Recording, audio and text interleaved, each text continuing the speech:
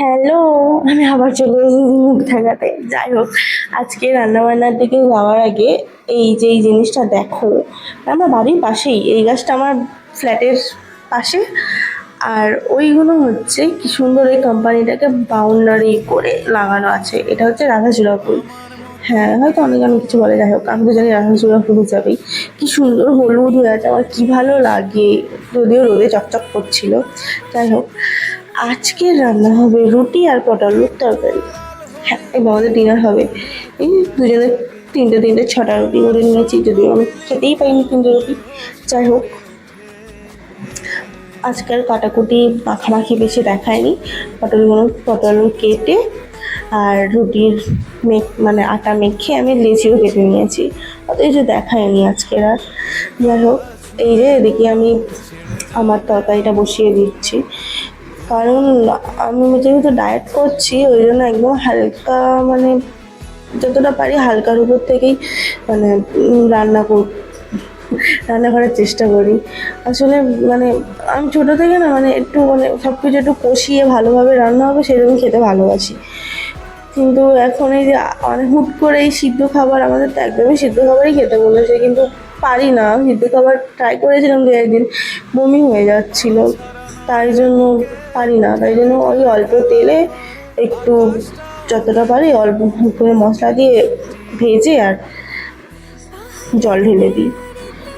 ওই জন্যই, যেহেতু ওই পটলের তরকারি আমি বেশিরভাগ সবাইকে দেখেছি আগে পটল আলু ভেজে সাইডে তুলে রেখে মশলাটা কষাই, যদিও কিন্তু আমি সেরকমভাবে করছি না, কারণ আমাকে ওয়েট লুজ করতে হবে। যাই হোক, ওই জন্যই প্রথমে একটু জিরে ফোড়ন দিয়ে, একটু পেঁয়াজ দিয়ে আর একটু নুন হলুদ দিয়ে পটলগুলোকে ভেজে নিয়েছি।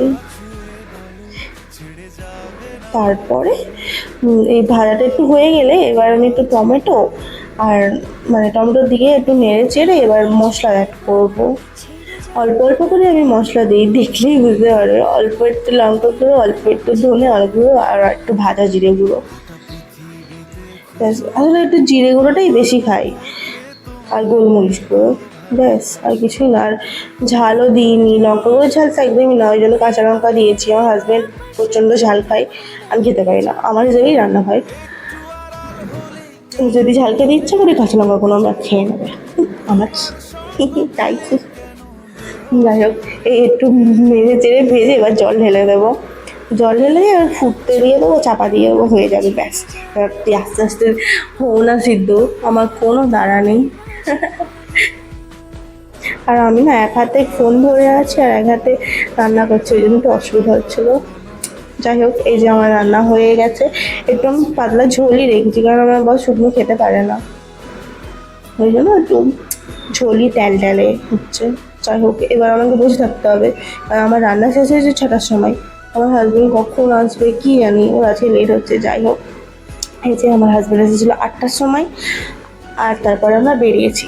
না জিমে না, বললাম না আমার বিরিয়ানি খেতে ইচ্ছা করছে, ওই জন্য মাংস কিনতে বেরিয়েছি।